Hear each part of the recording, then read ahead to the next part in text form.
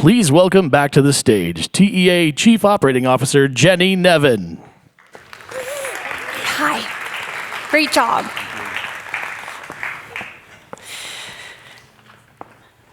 As we continue to explore diversity here in the aura of the Space Needle, let's look at observation experiences as an important vertical within our amazing industry. There are many examples of observation experiences stretching out over decades and around the world. A prominent recent example is the One World Observatory, which was honored with the TEA-THEA Award in 2016. Observation experiences received special attention in the latest TEA-AECOM Theme Index, a vital reference work published by TEA every spring in collaboration with the economics practice of AECOM. The Theme Index is the definitive annual study of attendance and trends for our industry. As part of our TEA mission, the Theme Index is made available for free online in both English and Chinese as a service to members and the industry at large. The Theme Index is also a top reference for the tourism and financial sectors and the press. It is issued as a basis and a reference for stories by the New York Times, CNN, The Economist, Forbes, The Wall Street Journal, China Daily, and many more worldwide. The partnership that creates the annual Theme Index has continued for well over a decade, and producing this study year after year is a significant undertaking.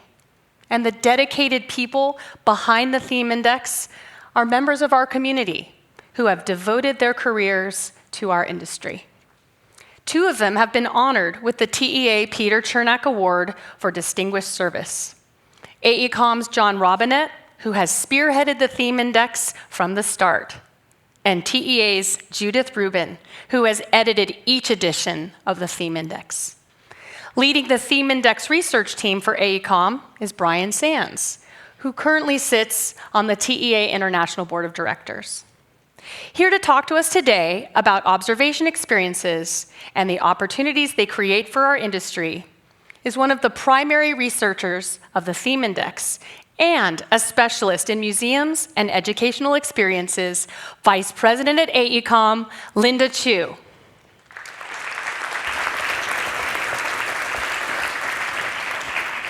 Thank you, Jenny. Go, madam. So first off, I want to say I'm not sure who decided to put The Economist in between the TEA Masters and your happy hour. I'm not sure about that programming choice. But what I thought I'd do, just because it is late in the day and I want to get your brains thinking a little bit, is give you a pop quiz. And don't worry, it's not economics. But I am going to ask you, as soon as I turn this to the next slide, I'm going to give you 5 seconds to see how many of the cities in the pictures you can identify. Everyone ready? Okay, here you go. 5, 4, 3, 2, 1. So if you had trouble with any of these, that might help. Ooh, it's pretty good for an economist. And if you still had trouble, well, this should help. And actually, you should get around and travel a little bit more. So as you can see, my point here is that observation experiences are iconic. They're an important part of city skylines. They help with the city's identity. They are also major attractions that in the best cases can attract millions of visitors every year. They also, and this is something I'm going to talk about quite a bit, they outperform some of the typical kind of rules in the industry, kind of economics, attractions economics 101, that were drilled into us by Buzz Price, decades ago. And they outperform kind of all the typical industry ratios and benchmarks. And so we're going to talk about that. Now, people have long enjoyed kind of getting up to a higher perspective, right? Going to the top of a building or going to the top of a mountain just to get a perspective on the city. The first formal attraction like this was the Eiffel Tower, built in Paris in 1889 as part of the Universal Expo. And since then, it still continues to be very iconic and do very well, getting about 6 to 7 million visitors a year. So as Jenny talked about, typically our global attractions attendance report includes theme parks, water parks, and lately museums. This year we decided to spotlight observation experiences. So why? Basically, we've been seeing just phenomenal growth in the attendance to these things, as well as just kind of the number that are being developed across the world, really. Also, they're a very interesting business model and typology, which I'll talk about. So, let's look at some of these numbers here. You see the Tokyo Sky Tree at the very top. They're the most visited observation experience in the world with 6.4 million visitors. Now, you may wonder how that compares to other attraction types in the industry. So if you put that number, 6.4 million, kind of alongside the top 20 theme parks in the world, it's just about in the middle, kind of right in the middle of the pack. Just underneath that is Eiffel Tower, also between 6 and 7 million, and then kind of dropping down just a little bit to 4 million with the Empire State Building and the London Eye.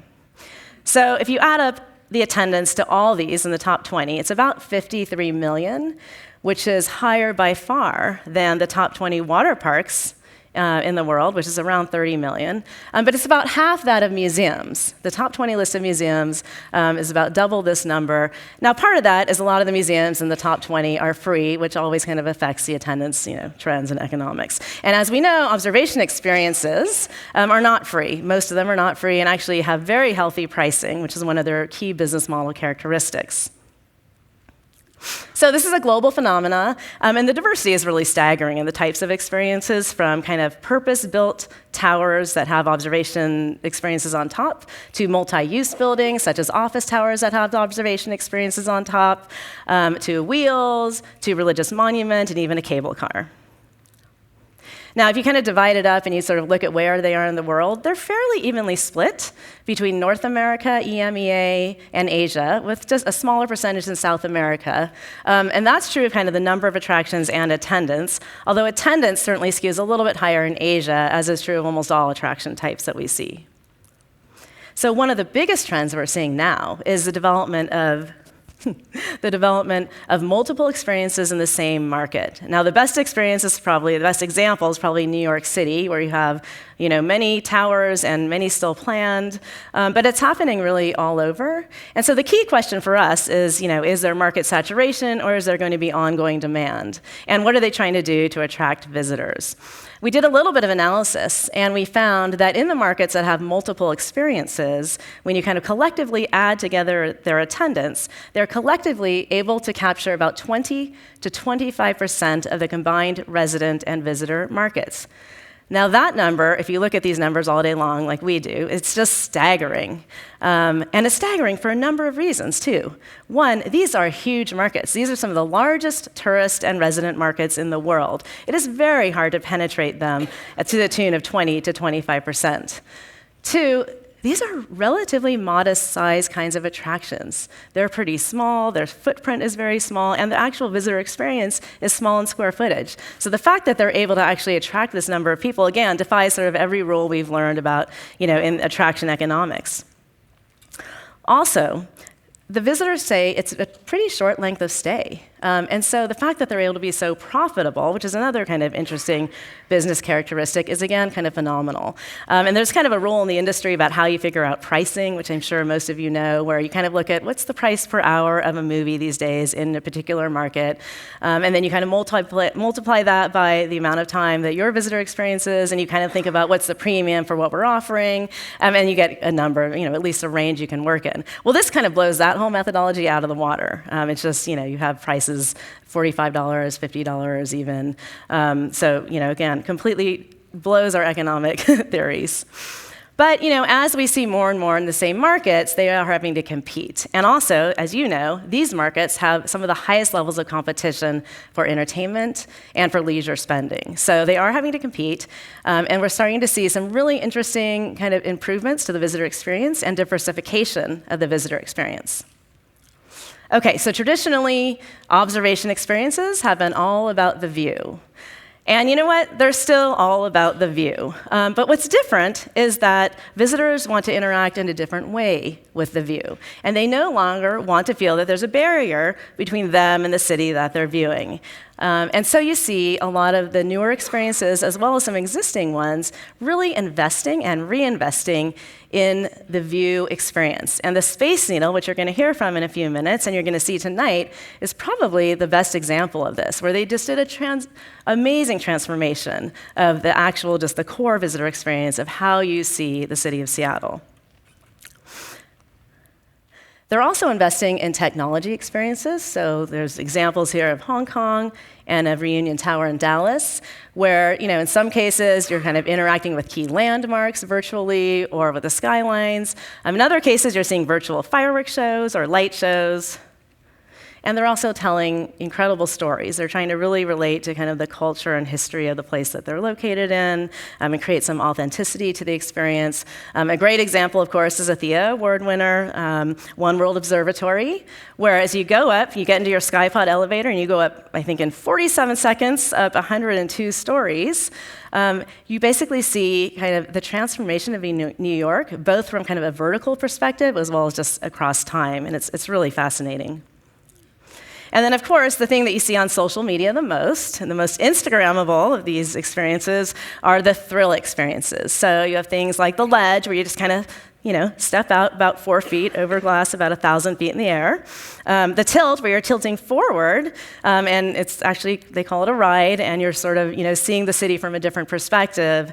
And then, the most extreme, which, personally I would never do, but I'm sure some of you out there might, the edge walk, right, at the CN Tower, where you actually get in your suit, and you get in a harness, and you take a 30-minute walk around the outside of the CN Tower, the top of the CN Tower. Now, that whole thing is an hour-and-a-half experience, and people pay $200 to be scared out of their minds. Not what I would do with my $200, but there's a market for everything. That's what we learn.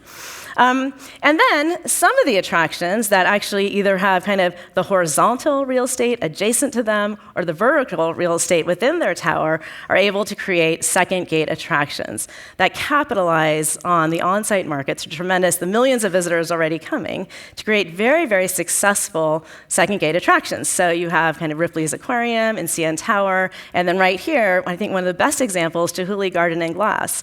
And we've done the studies for a lot of these things, and I can tell you, openly, Chihuly, just between us maybe, Chihuly Gardens and Glass outperformed every projection we could have ever made, every benchmark you could look at, and that's partly just because of the Space Needle being right here. So what drives these things? What is this economic model? Well, number one, they're tourist-oriented. They rely on having a large and high-quality tourist market. They have long operating hours, so they have a different daytime and evening experience, and people will pay for both. They have very strong admissions pricing and yield. Again, that price per hour is just phenomenal, off the charts. And pretty short length of stay, too. So throughput is key here. Their per caps on retail, F&B, and event rentals are very, very high. They have a really unique product. It just can't be sort of replicated in the market, so that gives them a competitive advantage. And generally, they have pretty good operating efficiencies. Now, the capital costs, of course, can be significant, but the question is who pays? So who pays for the vertical infrastructure to get you to the top? And in some cases, you can get a developer to pay for kind of an office building or something that takes you to the top, and you're just paying for the attraction itself. Now, there's obviously a lot of key factors that kind of make one successful or not, and those are capacity, again, that elevator throughput. How do you get people up and down? Maximizing the small footprint. I mean, how do you create a compelling visitor experience in a relatively modest size? That's a major challenge. Security is an increasingly important issue. Investment in the visitor experience and reinvestment. For years, these things did not have to reinvest, right? It was just you go to the top, you see the view. First-time visitors went, they're kind of must-see attractions, and they could rely on that, on being iconic. Now, they really have to invest in the visitor experience. And finally, we always say this, but you really have to underscore the importance of strong attractions management. There's a lot of times when office developers will think, we're going to build an office tower, and at the top, we're going to just put an attraction. We're going to just have people come up, we're going to have a guy sitting there letting people in, we're going to have people look at the view, and they're going to pay us money to do that. And that really doesn't work, because they have not invested in the visitor experience, in the view, and they just don't manage it like an attraction. So this is getting a little bit beyond sort of our role as economists, but we always like to try and understand, well, why are people coming? What's driving this? So there's some obvious things like increasing urbanization. There's technology improvements that are allowing for higher building heights. There's faster, more reliable mechanical systems for those elevators. Developers and operators are just seeing that they can be good business opportunities. And certainly the growth in travel. These things are kind of sometimes the first step for new visitors to a city to get kind of that bird's eye view and get oriented and really understand where they are. And then, believe it or not, when we looked into this, there is a whole body of evolutionary psychology that talks about why it is people actually like to be high up. And so it relates to, of course, safety, security, a sense of power, and really just a sense of kind of peace and enjoyment, as our friend Snoopy here is doing. Now, since my colleagues deserted me and did not come to TEA-SATE this year, I felt I had to include them. These are their most Instagrammable photos. But one thing I just want to say is these are really fun now. It's not just going up to kind of the top of a building and sort of seeing the view, but they become really, really entertaining, fun, immersive experiences. And so you have Brian and John Robinette here trying to do their best, very best poses. And I just wanted to end with kind of my own sort of personal experience. When I was a child, my parents would actually take my brother and I up here to the top of Twin Peaks in San Francisco, right, at night. And we'd look out at all the twinkling lights. And my mom, she would always sit there next to us and point out, and look at all those lights in the distance, Linda, this is fairyland.